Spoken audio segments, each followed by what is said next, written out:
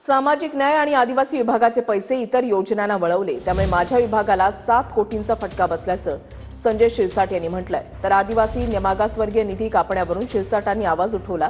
त्यांचं अभिनंदन आव्हाडांकडून शिरसाटांचं कौतुक करण्यात आलंय।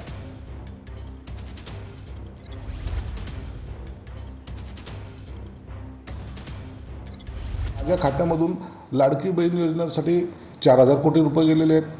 पंतप्रधान आवास योजनेसाठी 1500 जवळपास कोटी रुपये गेलेले आहेत। ऊर्जा विभाग वीज सवलतीसाठी 1400 कोटी रुपये गेलेले आहेत। म्हणजे एकंदरीत 7000 कोटीचा फटका हा माझ्या विभागाला बसलेला आहे की हा सर्वसामान्य दलित आदिवासी किंवा इतर समाजाला ज्या आपल्याला सवलती द्यायच्यात किंवा ज्यांना आपल्याला थोडंसं मेन स्ट्रीम लाईनमध्ये आणायचं आहे त्यासाठी हा असलेला विभाग आहे। याच्यात जर कदा कट बसला तर कामं कशी व्हायची हा एक प्रश्न आहे। कायद्यानुसार जे आम्हाला तरतूद तुम्हाला करावी लागते ती करा, त्या व्यतिरिक्त जर तुम्ही काही तरतूद करत असाल तर ते तुम्हाला वळवता येतील।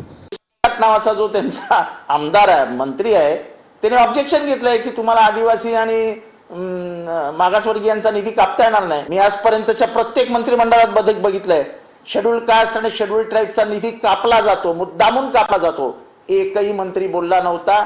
मी संजय शिरसाटचं मनापासून अभिनंदन करतो की हिम्मत दाखवली त्यांनी की तुम्हाला आमचा निधी कापता येणार नाही। मागासवर्गीयांना कायम ढकलूनच द्यायचं बाहेर, ही जी शासकीय परंपरा आहे त्याला छेद देण्याचं काम शिरसाटने केलंय। मी उघडपणाने शिरसाटच्या बाजूने